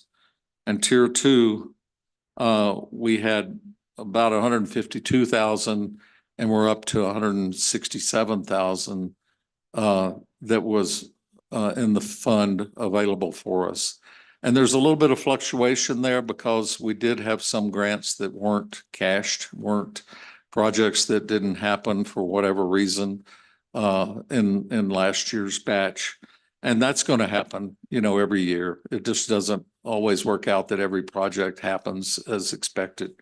But I just wanted to make sure you knew that in 4 years, this set of recommendations is taking us past $1 million for the tier 1s and around 543,000 for the tier 2s. And that's substantial. We're submitting tonight recommendations for 43. Well, wait a minute. I'm skipping ahead. Let's just start with tier 1. If we could move forward here. Okay, that's the historical numbers that we've had, and you see how they've gone up. And each one of those, for instance, the other 3, the MAC, Miramont, and Heritage Center, they were expecting, and we were expecting that they would probably be in the range of 44,000 or so. And in the end, it turns out that we're recommending 50,610 for each of those 3. Next slide. And that's fine. Next slide. Okay, here we are. Tier 1 recommendations. Cutting to the chase here. We have $337,000, 403, according to Becca Davis. The breakdown, as it's been, 55% for Carnegie and Hiawatha, 45% for the other 3. Hiawatha Gardens did come to us in January and said that they had funds that were not used. And from last year, and just the nature of where they were not going to request any dollars. And I think they knew the situation with Carnegie, which has now broken ground, as we all know, and is trying to put together the final, money package that includes reserve funds and such. So Carnegie was asking for as much as they could get. What that comes to based on the, the formula that we've had is $185,572 for Carnegie, 0 for Hiawatha. And then that does not, that's a typo there saying match. It should stay MAC, Manitou Arts Center. Miramont Castle and the Manitou Springs Heritage Center, 50,610 each. Those are our recommendations for tier 1. Any questions or about that? Denise? If I could just make a comment, the goal is that next year the library then won't ask for any, or if so, it would be like 5,000 because the building will be built, it's done. And we shouldn't need any maintenance money at that point. So we then allow the Heritage or the Hiawatha to get the majority of the funds so they can really start moving and get that completed. So that's the goal, is next year, the library is not going to be asking for any, or if it is, it's like 5,000, something like that. Okay. Next, we'll go to tier 2. A little bit of explanation, and I'll go back where I was a minute ago. 12 mini grants were on the list for nearly $8,000 in total, and 35 regular grants for a total of around $157,000. Oh, next page. Oh, there you go. There you go. Sorry. We have denied recommendations, 12 of the applications. 4 of them were mini grants and 8 of them regular. The reasons for those denials are similar to past years. Some more of a self-benefit to the applicant than to Manitou. Some just perhaps wild ideas without enough substance or detail, or perhaps they didn't follow expected guidelines or procedures. And obviously you've gotten the list of all the applications, so we could address any of those that have been denied if you would like. I just feel like that we've become more and more educated each year, and it's a better and smoother process, helped a lot by our website, but which has been an expense, but boy, it has really helped us all. And I think also to the applicants, we're really proud of this result. We've also, I wanted to insert that and I think I mentioned this in January, that we've prepared a letter for each of the recipients to sign when they receive their check, as a condition of receiving their check, agreeing that the project completion report has to include accounting for how the money is spent. And if they don't sign that letter agreeing to do that, they don't get their check. And it's not that we have a bunch of scandals, but we just need to have a better assurance, because it's getting to where the budget and how money is handled is going to be the best way to just, determine which of these grants are more capable or more deserving of full funding, as opposed to perhaps 3/4 or 2/3 or a half funding. One other note, which we will come to later, is that there was the other request, which is a slide later on, but that's okay, we'll get to it, about the 7 Keystones cairn from Manuel Polito, and we'll discuss that at the end because of it having a contingency element to the recommendation. Next slide. Keep going. The next one there. These are the mini grants. Any?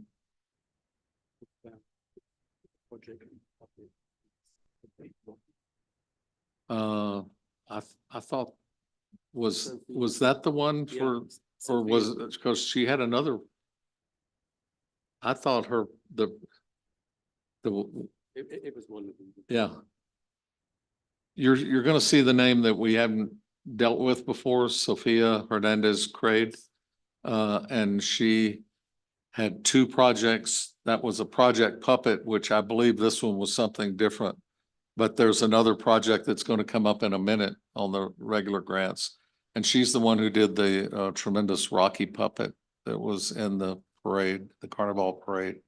That I think had we realized or been able to know the extent that of the work that she had put into that and how tremendous it really is and will be a community asset, that if we had to do over again, I bet we would be giving them some more money. But it could be said that she also had other sources of some assistance, so it wasn't just dependent on us.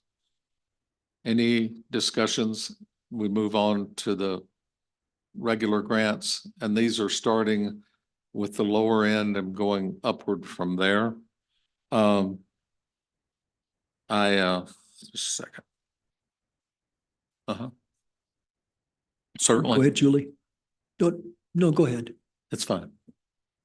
The answer is probably in here somewhere, but can you tell me what the project is for the Phase 1 Rocky Museum? Yeah. It's in the council packet. Oh, yeah, I know. It's probably in here somewhere. Yeah, we added to the council packet, because there's always questions, a description of each of the projects. This is an archiving project, I think. The Rocky Art Museum, I believe, was kicking in at least a 50% match, if not more. And with respect to one of the other things that you funded that had an explanation, it was kind of a vague explanation. It was the Epic concerts. Is that the one that we funded? Yes. Can you describe it? Because the explanation here just says that it's going to be cool. Is this one concert or lots of concerts or? Any of you want to? Are we giving them like, was I'd it be to that. $14,000 Yeah, or something? yeah. That must be a lot of concerts. 2,800. So the Epic concert is a single concert. Epic is an organization in town, and they bring musicians in, I guess, famous musicians in, and they play a variety of sites in the Springs area. And one of those sites is here in Manitou. And we've funded them for the last 3 years. It's a partial funding for the cost of the concert. And I think Manitou residents get a 50% discount to attend the concert. Where is it held? At the MAC. Thank you. Council, I think when we have the topics up in front of us, if you have questions, maybe we should go ahead and take them as while they're up, while they're fresh in our minds. So if you have questions, we'll just take those as we go along. And if not, I thought I would single out several that I could, or one of us could make comments about, trying to be a little proactive in case, just because they had some, maybe some more conversation within our group as we deliberated them in our meetings, which February 8th, 15th, and 22nd were the main meetings when we made the sausage, as you might say. One of them was the Manny Awards came to us for the first time, wanting $2,500. That's, I think, is that up on that page? Yeah, there it is, close to the top there, from Shanti Toll, representing the Community Foundation. This has been funded by sponsors, and there have been quite a few expenses related to putting this thing on, from the actual awards themselves to the putting it online as a YouTube video. But it we funded it for 2,000 instead of 2,500 because of, totally because of the quality of the budget. We felt like it could have been a lot better. Another one, the Pikes Peak Bulletin came to us wanting help. I think that's not going to be on that slide. Let me look and see if there's anything else that I've got on my list that's on this slide. Is the Creek Walk project the one on the chamber building? Yes, So I just, since that's a city-owned building, I wonder if it might be worth. there is the Creek Walk mural project. Let's see, is it on this page or is it on?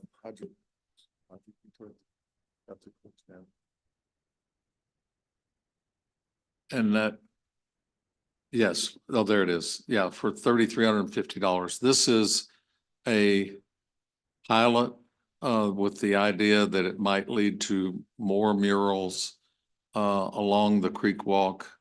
But this one would be it's in connection with the chamber, and it's also with the involvement of the Creative Alliance. So I actually had to recuse from that one because of my role with Creative Alliance. So maybe it would be better if one of the others spoke more to that. Need to turn yours out. I called attention to this one when it came up because I believe, unless I'm mistaken, the city still does own the Chamber of Commerce building under a lease agreement.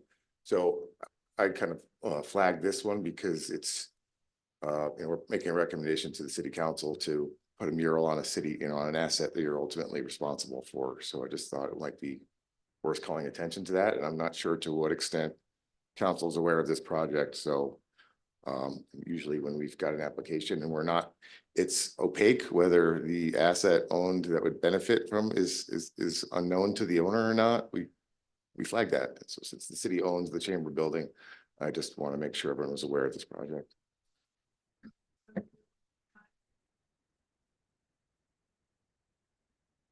If I recall correctly, you guys can help me out, because they've reviewed them closer than I did as an alternate, but I think it was on the back side of the chamber building, because it faces the Creek Walk Trail. Yeah.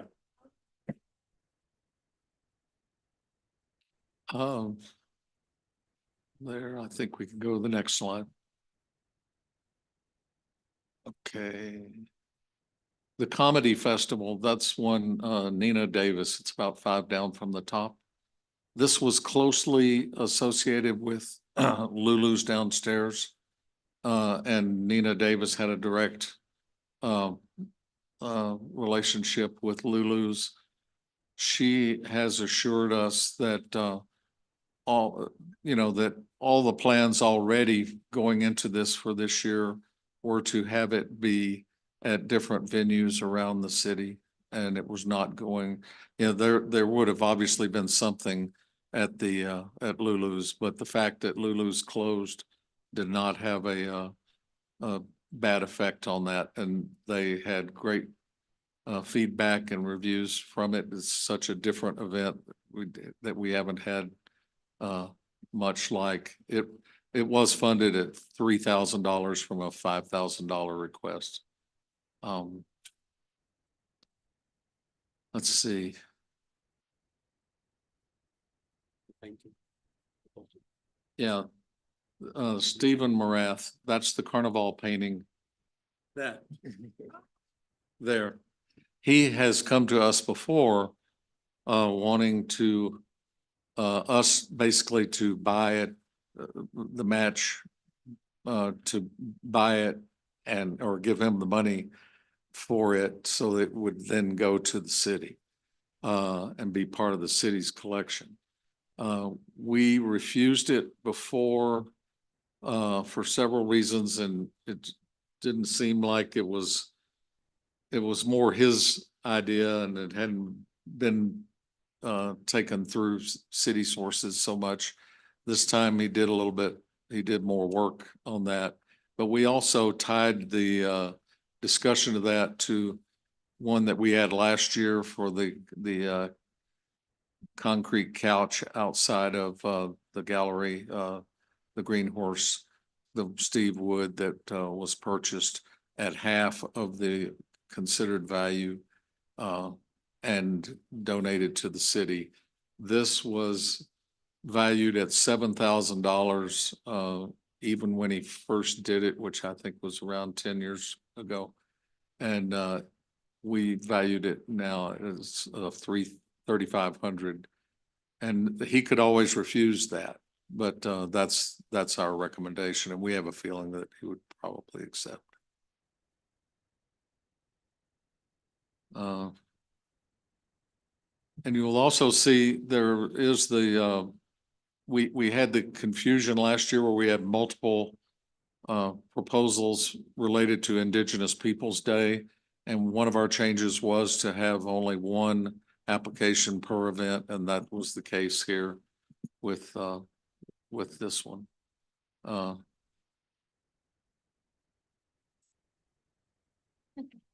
Oh, we could. I think they could if they felt justified, certainly. Okay, yeah, the Rocky puppet up there, the Mardi Gras puppet to be added to permanence, third down from the top. And she had requested 4820. It was funded at 2,000. We actually had concerns about storage and where it would wind up going. But it seemed like that she had some ideas, and I mean, obviously that's Somewhere now. yeah. Now we know, but so this is actually one of those that's after the fact, but the proposal came in December, so. Mm-hmm.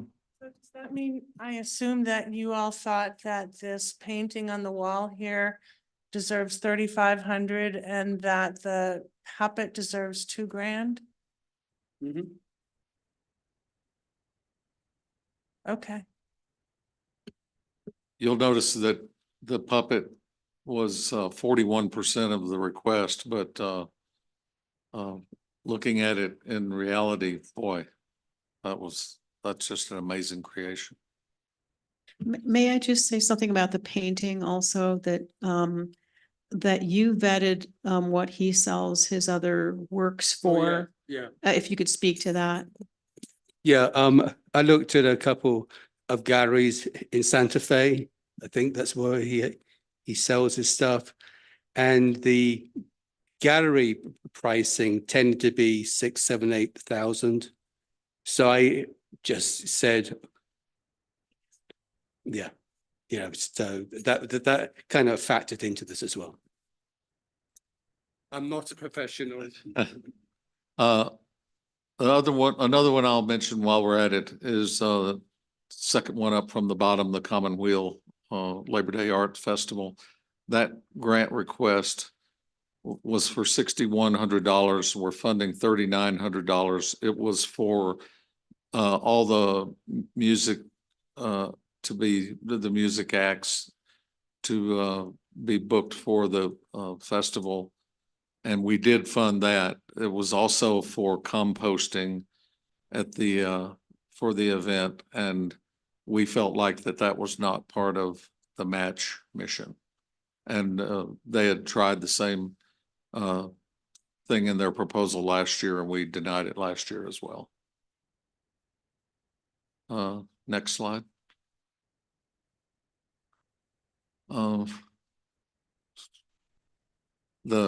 The first thing that comes up is Lynn Etcher Harwell. That's the Pikes Peak Bulletin, which trying different creative ways to continue to give us a successful weekly newspaper. And I'll admit that I had some I don't know if I'd call them concerns, but definitely a lot of questions about this one. But it's part of their idea to try to commit to having a lot of arts, culture, and heritage. And they're guaranteeing a full page in every week's issue and saying that it could be more. We feel like this could also include a lot of match events and might even be a vehicle for us to have a match calendar involved with them.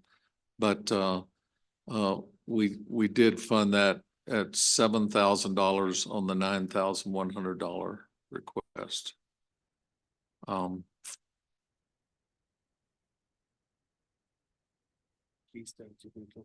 Yeah, Keystones, I'll talk about in a minute. Any other questions related to Julie? the ones that are on board? What's the Manitou Public Community Music 2024? What's that event? Is that one event? That's been an annual request that covers several all of their main, it covers. It is the Manitou Music Foundation. So it funds the concerts in Soda Springs, Library Lawn, Salvation Army. I think the Thanksgiving, there's often a band, some music here. So it's a whole bucket of stuff. We didn't fully fund it. We've funded it at 13,000 on a $15,400 request for a similar reason as for previous applications, because of some of their events being more private and not open so much to the public. I think that's a fair description. Okay. Yes, Michelle, please. Before you go on to the 7 Keystones, can we please go back to the mini grant, and could you please tell me more about the Manitou Springs free art box? Is it Okay. a description? It's very vague. Oh, okay. Yeah, and this is an issue that sometimes we'll have with the mini grants, because we don't ask as much of the applications for mini grants. But anyone want to weigh in on the free art box? I believe I recall on that one that it was gonna be a box mounted. I think they had talked about putting it on the east side of the MAC. And it was gonna be kind of like how we have the little free libraries in town, and it would be a free art box where people could drop things off or pick things up. Supplies. Or our supplies, correct. Yeah, not finished works, but more, yeah. And that one was, if I remember right, was partially funded as well. Okay.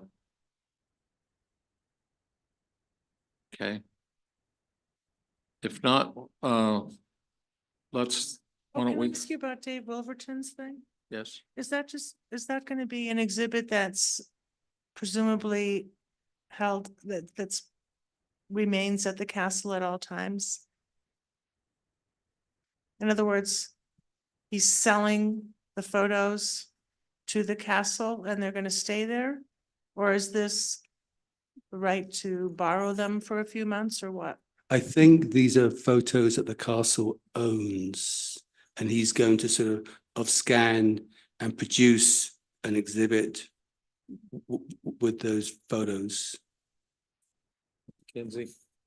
Because I remember Kinsey having some good comments. When we discussed. Yeah, it seems like they were hiring him, the castle was hiring him to digitize and then print and mat and frame the photos to become part of their permanent exhibit. Thank you.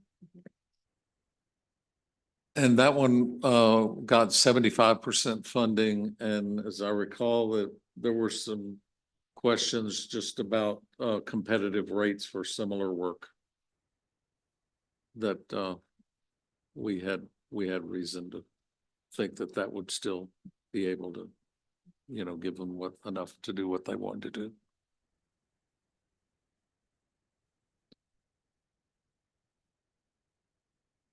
If there's nothing more, then finally let's talk about the 7 Keystones Cairn project. Huh? These are the ones that we didn't approve. Oh. Okay, sorry. These were the denials. I'll mention one that kind of was painful for several of us. And there's Brenda Biondo is an artist who's those of us who know her and know her work have a lot of respect for. And she's done some things like the waiting area for the bus center there at the park. And some great work. This a mural of a grizzly bear that she was not certain where the location would be. And there was also a question about the fact that grizzly bears are not exactly, or if they ever were, native to here. They were. A few years ago, a few centuries or whatever. But we just did not feel like that, again, that if that had even had a good solid location, we might have looked at it differently. Lulu's, that was obviously the timing of the closure of Lulu's. They contacted us and withdrew just before we were starting to consider.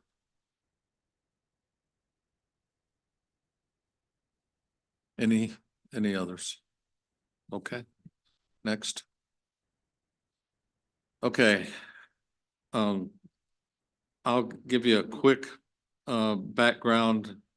Manuel Polito came to us with this request for $14,400 for what could become an iconic part of a planned park at Higginbotham Flats.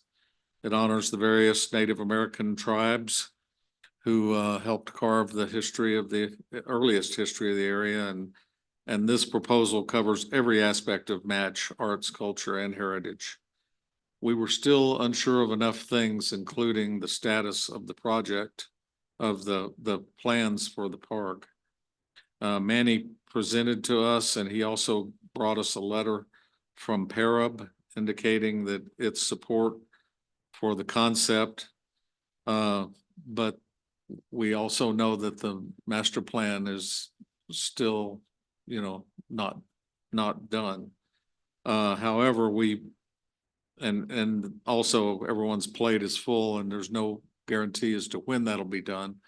But we did not want to lose a year if the project happened to pick up momentum and suddenly there be enough reason to be able to fund it and at least have him get started on acquiring materials and things before the end of the year. We had talked a little bit about possibly funding partial on this, but as we do in our deliberations, we went through the second round and without any inkling of how the bottom line was going to look between what our recommendations were and what the actual how that related to the amount of money available. We realized that we had cut more than, and we had extra money, which we were able to put back in on some of the more painful cuts or the ones that were not fully funded. We, as for this one, we wound up going ahead and committing the full funding, but after more discussion and thought, we decided to make it fully contingent on the finalization of a master plan for Higginbotham Flats. Realizing though that maybe that would include this project, but realizing that maybe knowing that that money is available might have an influence on the work toward getting a master plan done. And if at the end of 2024, if the master plan is not ready, the money would not be funded. It would come back into the match fund and he would have to apply again, but that money would still be in the match fund. It would just require a new application based on new circumstances in a year from now. So our recommendation is full funding, but contingent upon approval of a master plan. That includes that project.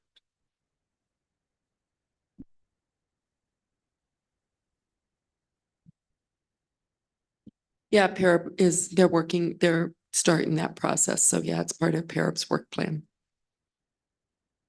Yeah. Yeah, well, hopefully this will help get it moving. So yeah. Mayor makes his. Yes, please, Judith. I just also want to add on this particular project that there is broad support, including from PARAB, who I believe wrote a letter in support of this particular piece being incorporated into the master plan. Thank you. And with that, I would also want to say Becca Davis is not here, and it was on the last slide that we wanted to make sure it was known that how much we appreciate the impact that Becca has had on this board going the other way to the end. That's the next steps, but next slide, please. Okay. Becca is her help has been huge, and it's been since the word go. And I also want to say that having a council liaison really helps. I know Nancy's done it. Michelle was our liaison. Judith came on just in January and has been a huge help through this campaign, particularly with some of the, sticky points, including like the Karen project of trying to figure out what's the best way forward. But we've really had good luck and good fortune to have three of you, and the fact that you're all still in, you got immersed in it, and now, it just increases the level of knowledge throughout all of council. And with that. Great. Thank you, Ralph. Council, if we have any questions here for the match folks, it's a good time. Judith. A comment and a question. First of all, I would like to just thank the match board for their warm welcome for me as your new liaison. I came on board when you were thick in vetting season, making the sausage as you described, Ralph. And I know this can be said for all boards, committees, and commissions that we have a tremendous cater of volunteer residents. But I have to tell you, I was thoroughly impressed with your passionate dedication, how prepared you were, how thorough, and that the processes that you used and the conversations that were had. And I just want to say that up front. It's a pleasure working with you. If I were to just say one thing, make my one wish list, I change one thing. I would, having been to the Mardi Gras parade, would have wanted full funding for the puppet at $4,800. Other than that, that's all I've got to say. And thank you. She does have a GoFundMe campaign for that. This is based upon. Okay, great. Thank you. Other comments from council? Okay, we will be discussing this next week, and I'll be here. Ralph, you'll be here. Great. No, so presumably we'll be approving this next week. We will have some opportunity for public comment, but I think this does a great deal to help inform us, and it's going to be a long meeting, I think. So having tonight to go over this is going to be useful as far as helping with next week. Can I add a comment? Sure. Yeah, please. I don't think, you actually mentioned this, but to get this onto the video and everything, the videos of the meetings we had where we were discussing these applications are all available on our website. So if applicants wish to hear what we've actually said about the applications, go there. And it's typically 5 to 10 minutes per application, I'd say. And sometimes quite a lively discussion. Good. Thank you. That's good to know. I will mention, I guess it was last summer, I was at it was a PPACG Pikes Peak Area Council of Governments meeting. And one of the county commissioners from Teller County was explaining how they had, I guess one of their old mines up around Victor, they've got this giant wooden sculpture. This is kind of like a troll pushing rocks back into the ground. And he was kind of speaking proudly about it. And he said, we are the Manitou of Teller County. And he said that, he was proud of himself. So I think maybe we got some challengers out there. So the match board, our work is going to be to stay ahead of the pack. Excuse me, Nancy. Yeah, piggybacking on that comment, you know, when I first moved to Manitou Springs, the art community fascinated me because I'd never been involved in that prior. And I could look at Manitou and the things that we were doing here very proudly compared to Colorado Springs, because Colorado Springs downtown and so on seemed to be kind of dull and boring. I would say Colorado Springs is catching up big time. And this match is one of the things that we do really, really well and is contributing to so much to our overall culture that I think it's been such an incredible asset and will continue to be so and important because as you know, downtown Colorado Springs is getting really good restaurants and, you know, so on and so on. And I think we need to really capitalize even more on Match than we have. Thanks. Great, thank you. Anybody else? I guess not. Thank you very much. We very much appreciate the special flavoring you bring to the little town we call home. It's great. So cheers. We'll see you at the next art show. Thank you very much.